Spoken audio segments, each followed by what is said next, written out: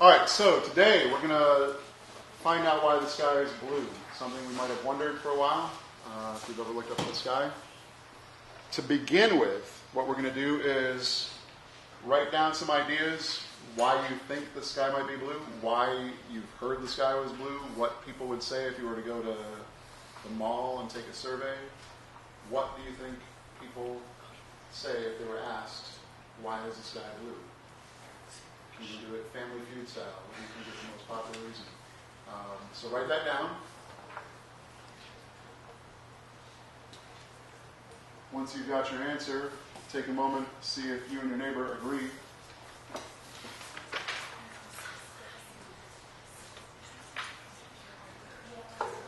Also, if you can think of some reasons why those ideas might not be right, or some questions you might ask somebody who thought that was the reason. There's a space for that on the sheet as well.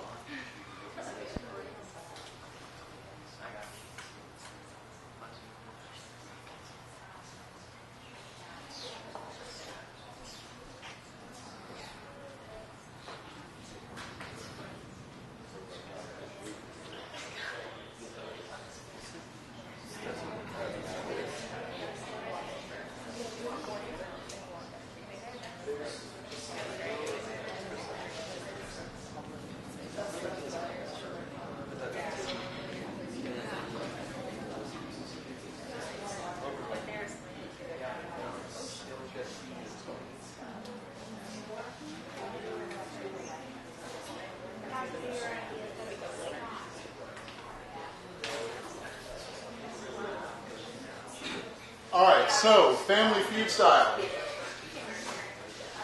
Who thinks they know the number one reason that people say the sky is blue? Oh, Lauren was picking on the job. Because the water reflects the ocean. Okay, so it's a reflection of what?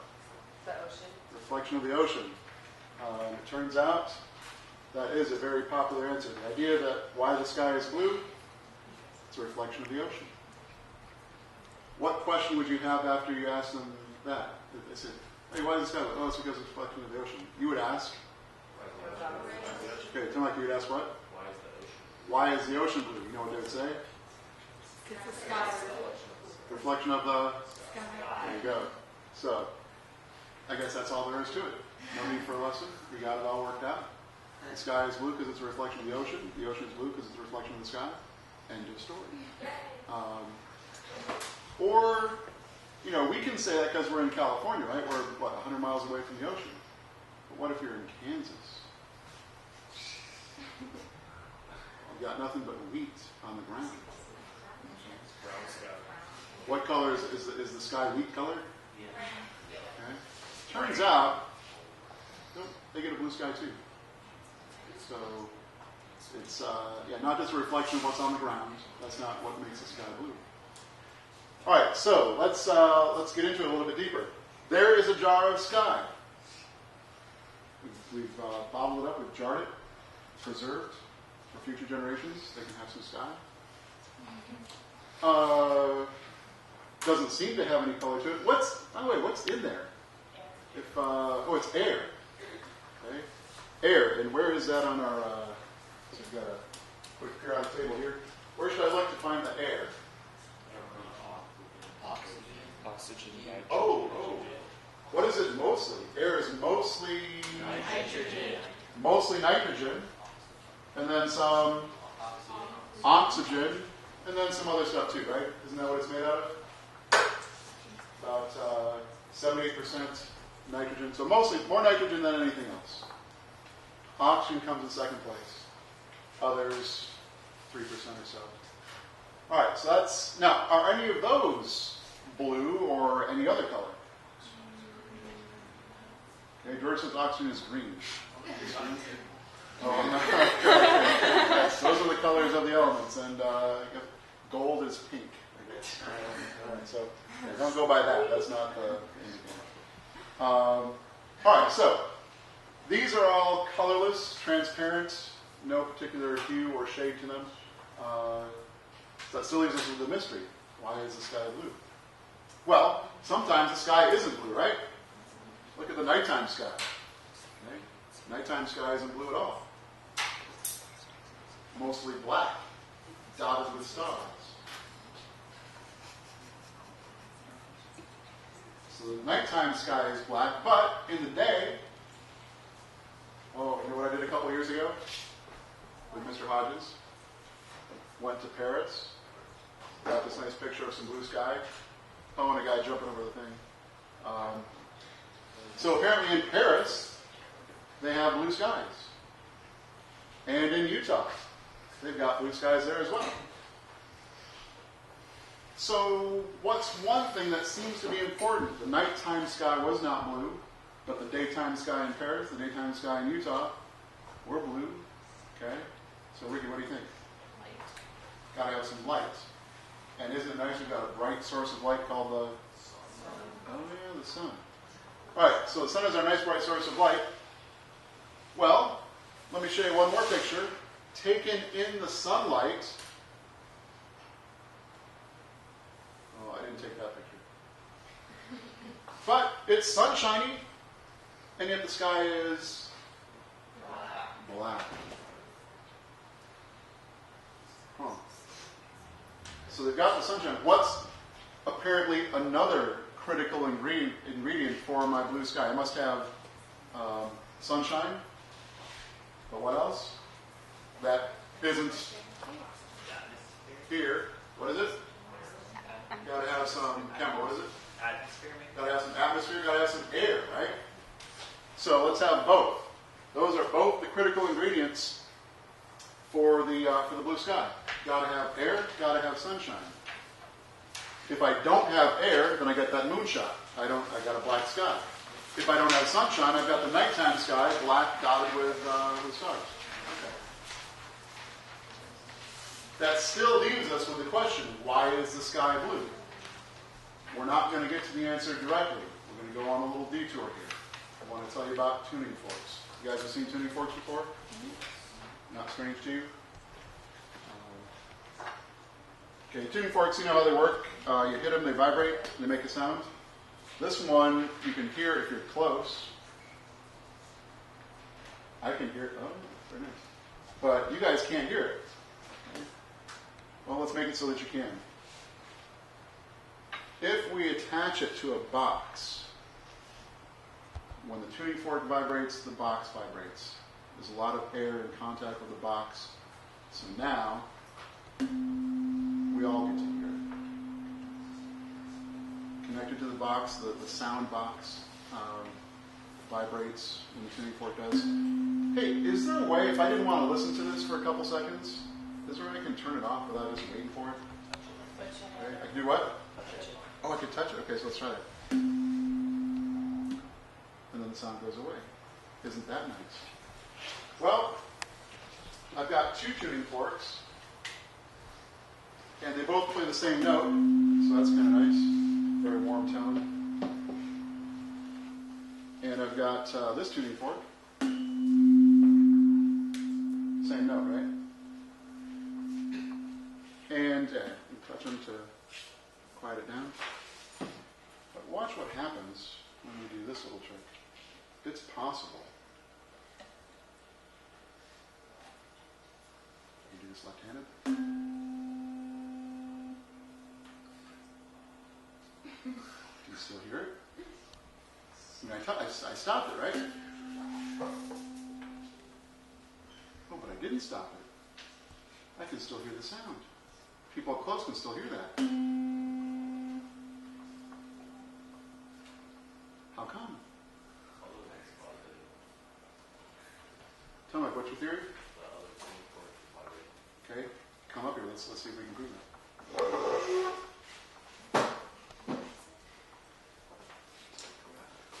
Okay, so stand on the other side. And you got long arms, right? You can reach over here. Okay, so I'm gonna play this like we did before, and then I'm gonna stop this one, and then Tomek's gonna try out his theory and see if he can stop the sound completely. Okay, so you ready? Here we go.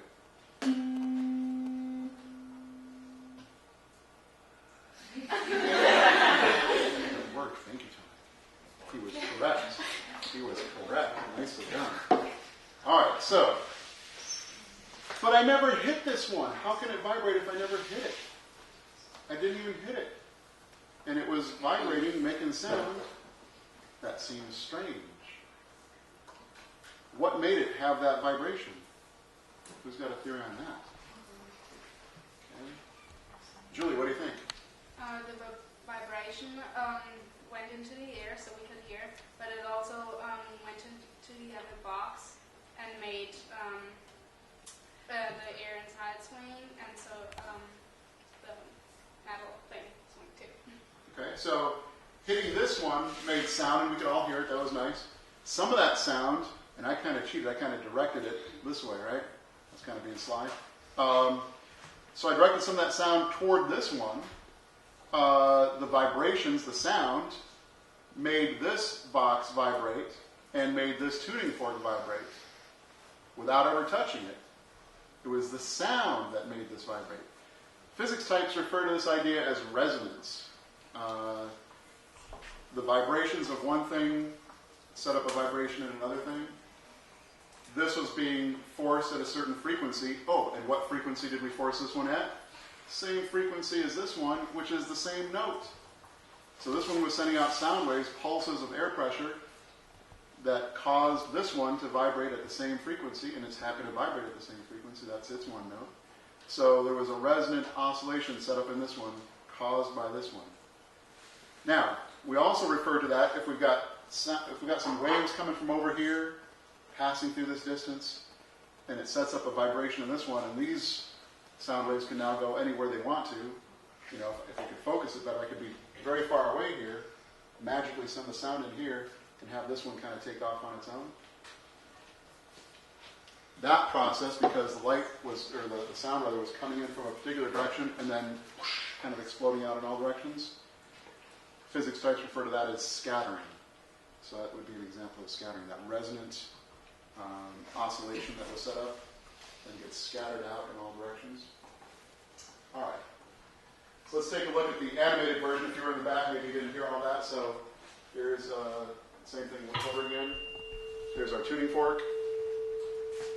Oscillates nicely. In the sound box, we can all hear it. Goes on and on. Now we can quiet it down by touching it, stopping the vibrations. But if we bring in a second tuning fork and try to quiet that first one, the sound persists. Try it again. There comes my hand, and then here's Tomek. There he is right there. Okay. So yeah, what was happening was energy from the first tuning fork was coming across in the form of waves at the right frequency to set up resonance in the second tuning fork. It became a source of sound and essentially scattered the sound that started here, scattered the energy. So, that's an example of scattering. It's nice that we had these tuning forks set up with the same note, because if we hadn't had two tuning forks with the same note, maybe we had something like this. By the way, this tuning fork would play a what note?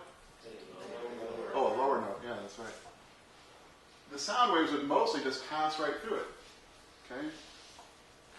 Unscattered. Wouldn't cause a resonance because they don't match. This isn't hearing its own tone. It's hearing a different tone. It doesn't get excited about that other tone. Same thing as if we had a small tuning fork playing a what note? A higher note. Most of those waves would pass right through, unscattered, because again, there's a mismatch. Suppose, we like to theorize every once in a while, suppose I went to Tuning Forks R Us, Tuning Fork World, everything tuning forks, and I decided I just got paid, went out and bought every tuning fork in the store, just because I thought it'd be a fun thing to do, have a tuning fork party. And so I've got big ones, small, I got every variety. I've got the whole array, the range of sizes, the range of notes. And then over on the other side, I went to a place that only had one size and bought all the ones that are from one size. Okay. Is it possible, what do you think, if I took my little tuning fork mallet and hit every tuning fork on this side, just bonked them all, would any of them on the other side start to go into oscillation? Yeah. Okay. So Cameron's got to figure, what do you think? I think if you hit the one that matched the note of the other side, that all the ones on the other side would start to vibrate and scatter. Okay. Do you think there's anything in here that would match? Yeah. Yeah, there's got to be, let me give you a hint. Okay. There's going to be some that match. So the ones that match, since everything is getting struck, the ones that match will cause some resonance and some scattering over on the other side. All right. Here's the deep thought. We're getting close to understanding why the sky is blue. Use your imagination. This is the sun. Well, if this is the sun, what do you suppose this stuff over here is? Air. That's our atmosphere. That's the air. The sun putting off what color? All the different colors, right? And our atmospheric molecules, all being pretty much the same size, are like little optical tuning forks that only play the same note. So, let's get into this more deeply. There's the sun. Gives off all kinds of light.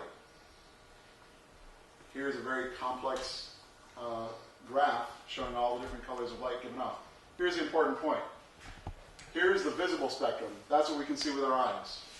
The sun is putting all different colors out from the visible spectrum. So now it's got some other stuff beyond the visible spectrum either way. But the sun does put out all the different colors in the spectrum. So that's an important point there. When those colors, that variety of colors, that cacophony of tuning forks, hits our atmospheric molecules, our molecules react differently to the different colors. So here's a nice representation. We got all the different colors. Green and yellow toward the middle, then up toward blue, violet, and ultraviolet, down toward orange, red, and infrared. All the colors of the spectrum, and then some outside of our visible spectrum.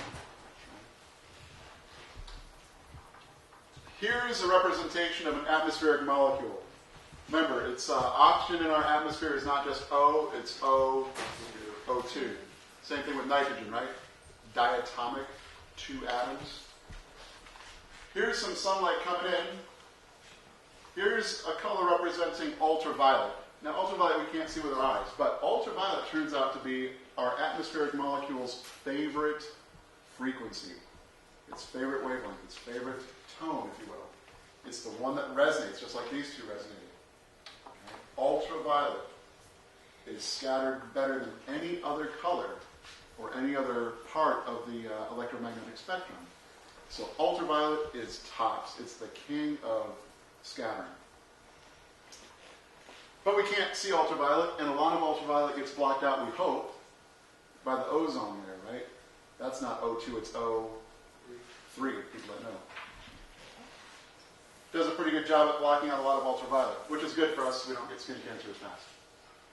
What about violet, though?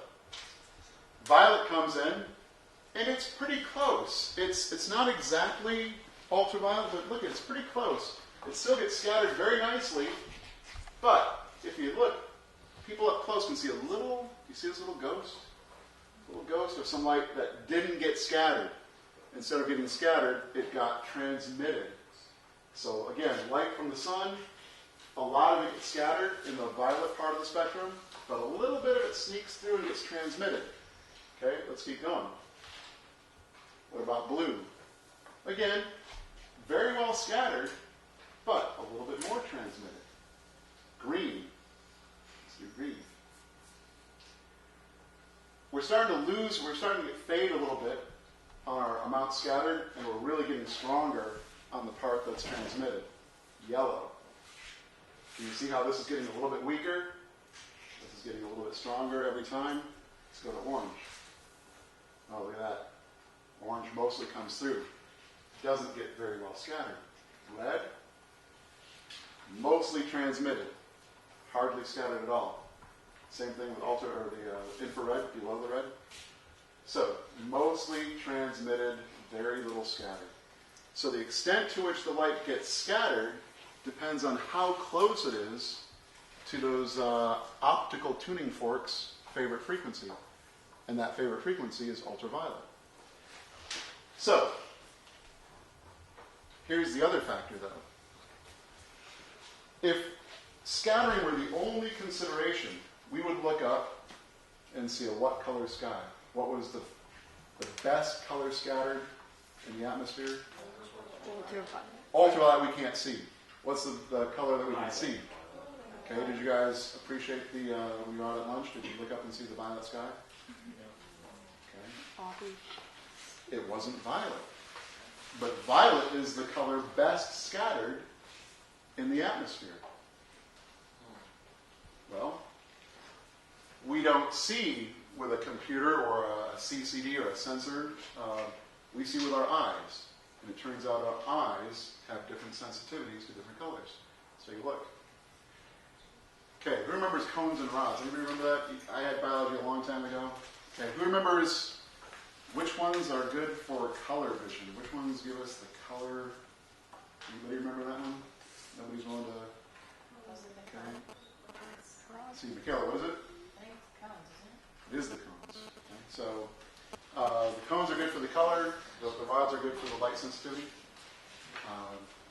So if we put both of these little sensitivity charts, here's the relative sensitivity, here's the wavelength.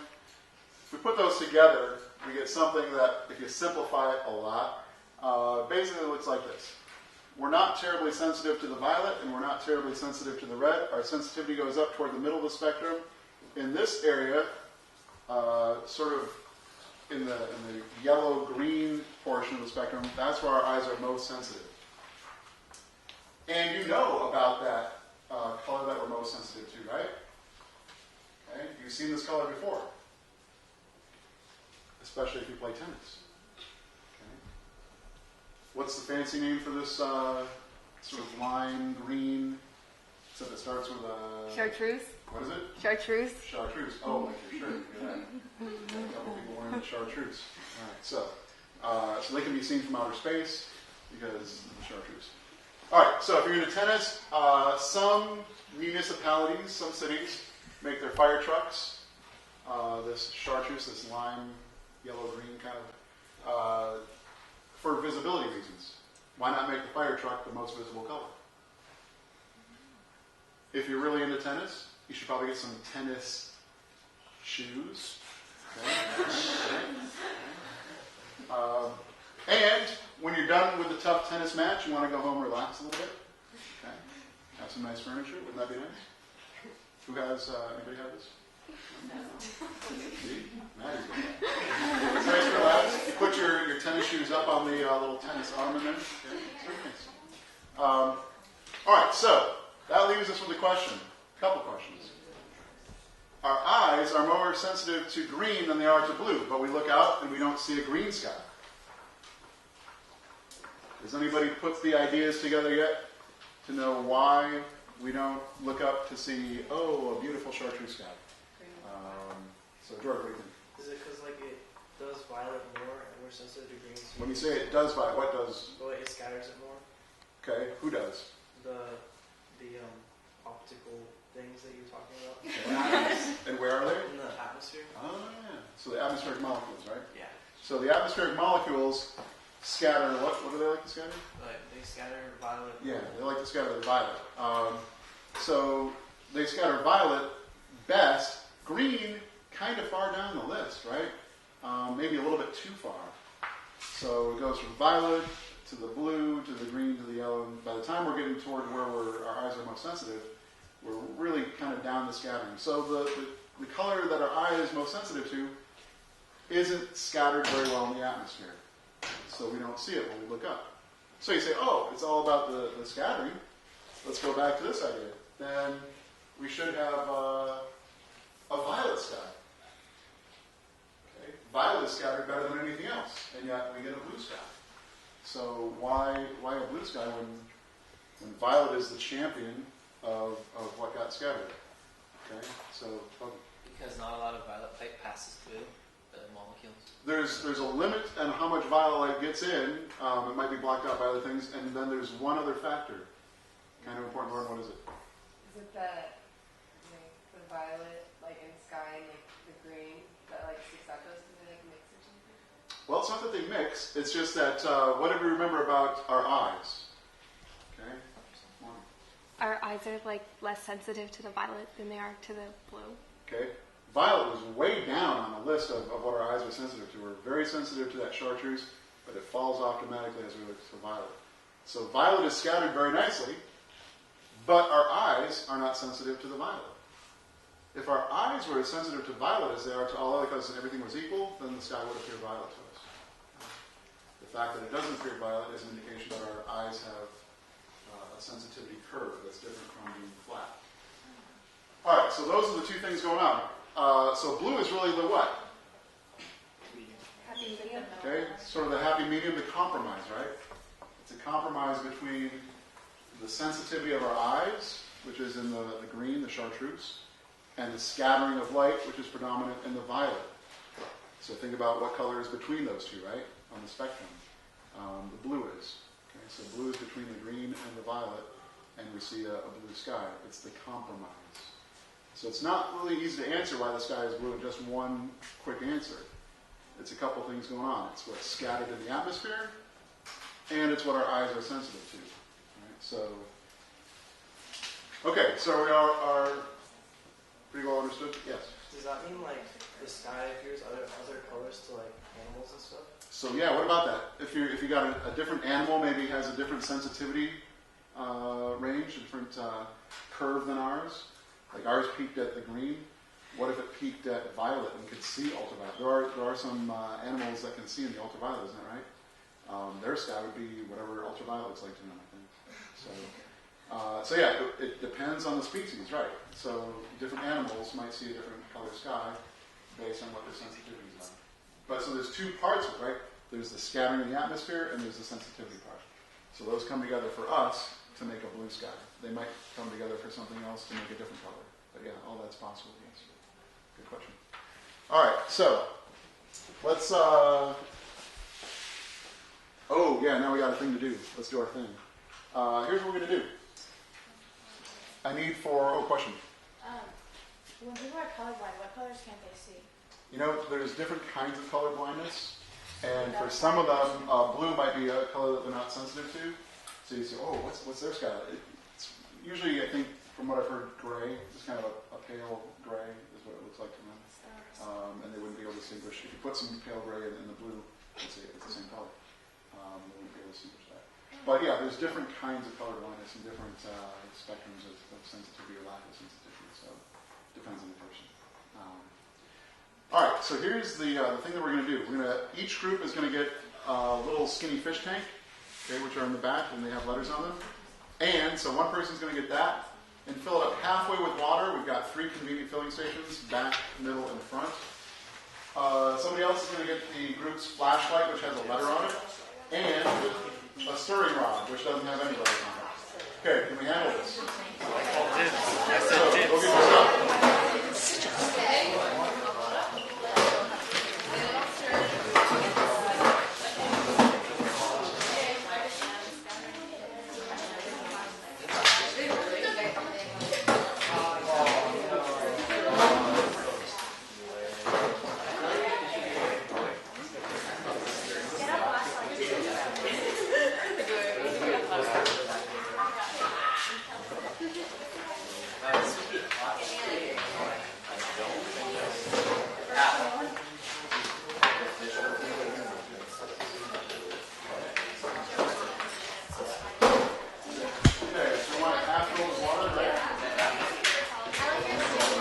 Paper towel conveniently located everywhere in the room, yes?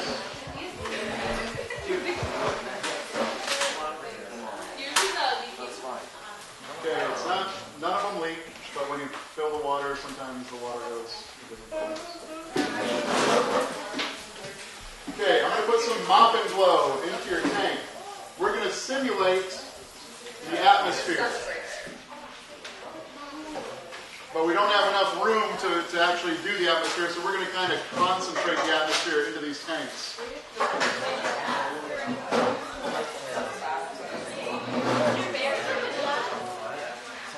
What's that? Mop and glow over your floor.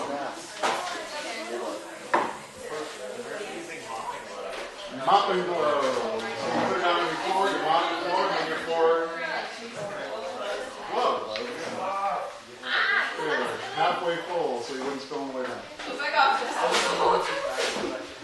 Oh my gosh. Okay, stir.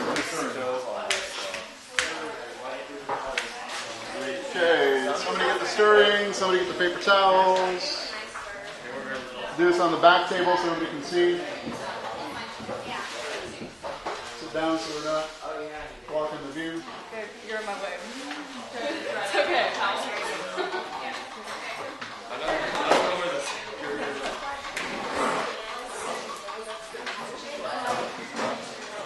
Okay, this is the mop and glow.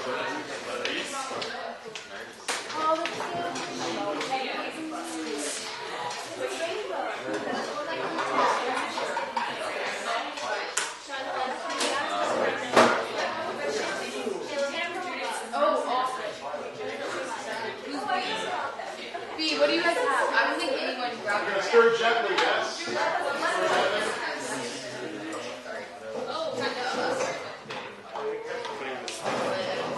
Okay, oh, there's more over here. From the far end, I was like, that looks like something. Oh, wait, I want to see how. I don't. Sounds so excited. Okay, who didn't get mop and glow yet? Everybody got mop and glow. Stirring gently as to not cause too many bubbles. Yeah, but it's the Everybody got mop and glow? Okay, I wouldn't drink mop and glow, you know. I wouldn't drink pine salt. A lot of people I wouldn't drink.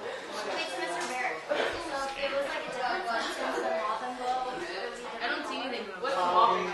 Not necessarily. It could be, but most things are just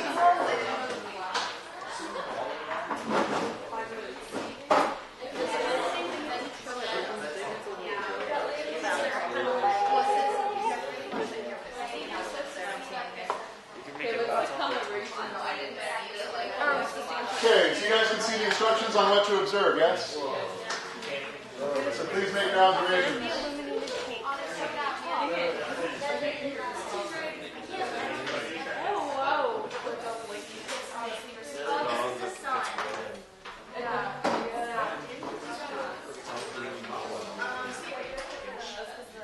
Okay, everybody drop the lights a little bit.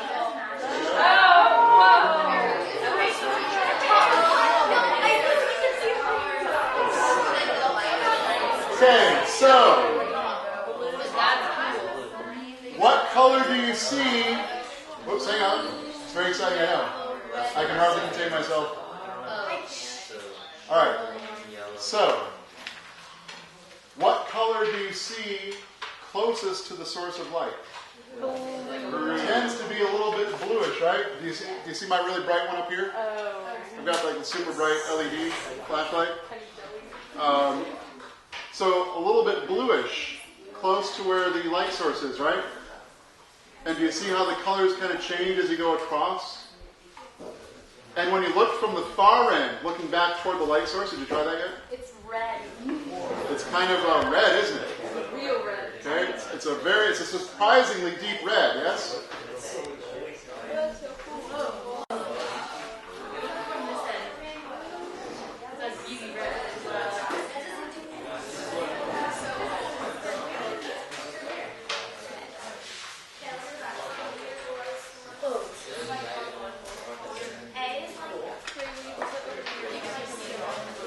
Okay, let's get the lights back up.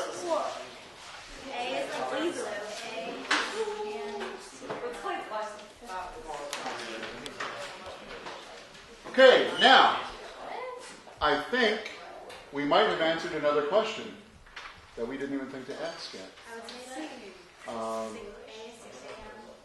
Is blue the only color you ever see up in the sky? Oh. So Riley, what? When the sun sets or the sun rises. Okay. We've even got some pictures up here. Looks like there is one of a sunrise. See how orange the sky is? So we can get some reds and oranges up in the sky as well, can't we? Yeah. Do you now see how that can happen? Let's go through it here. First, let's go through what you saw. Okay, here's a quick rendition on what you saw. We put the water into the tank, very nice. Got the water sound. You turn the light on, and you see it's bluer at this end, oranger at this end. If you look down from above, it's even a little bit more concentrated. And when you look down from the end, yours might even be deeper. You know, mine was kind of orange. Yours might have been even a deeper red, and how much mopping glue we put in. But let's think about this. Let's think about how that sky gets orange at sunrise and sunset. First of all, let's zoom in here. Daytime sky. Noontime, the sun is as high up above us as it's going to be. The colors from the sun that get through to us are the oranges, reds, and yellows, because the blues and the violets and the greens get scattered out at various distances. So if you were to look directly at the sun, which, by the way, is a good idea or a bad idea? Really bad idea. If you want to be able to see tomorrow, don't look at the sun today. All right, so it would have a bit of a yellow look to it, partly because the other colors got scattered away. But that's not what we see when we see a blue sky. We're not looking at the sun when we're seeing a blue sky, right? We're looking at the sky around the sun. Okay, so let's look at what happens to the sky around the sun. Here comes the sunshine, hits the atmosphere, look what it does. All those little optical tuning forks scattering the blue away from themselves. Scattering blue. Now, they scatter the other colors as well, but remember, blue was the compromise between our sensitivity and what got scattered. So blue's coming at us from all these angles. Wherever there's an atmospheric molecule, which is pretty much everywhere in the atmosphere, blue is coming at us. Okay, so we got blue coming at us from all those different angles. Well, the blue that makes it through to us is robbed then from somebody else where it's sunrise or sunset. So let's take a look. Can you see that if you're at sunrise or sunset, which is, by the way, where is this on your sheet? A, C, B, where is it? A. Is it sunrise from them? Yes. Sunrise, right. So, can you see that it's a thicker layer of atmosphere that the sun has gone through to get to the person at A? So the blue's been scattered away, the violet's been scattered away, the green's been scattered away, the yellow's been scattered away, even some of the orange has been scattered away. All that's left is the oranges and reds. It's the same thing that gives us the daytime blue sky that gives us the sunrise and sunset orange skies and red skies. That blue, that's part of our blue sky right now. The person for whom right now is enjoying sunrise or sunset isn't getting that blue because it's part of our blue sky. It got scattered away from them. What do they get? The color that didn't get scattered very well. The reds, the oranges. Okay? So, same mechanism that makes our daytime sky blue makes our sunrise and sunset sky orange or red. Okay? Questions? Right, it's a lot of information to take in one quick setting. All right, so we'll talk more about this in the future, but for now, if we could, s'il vous plaît, get the flashlights where the flashlights go, get the tanks where they go, carefully, without spillage.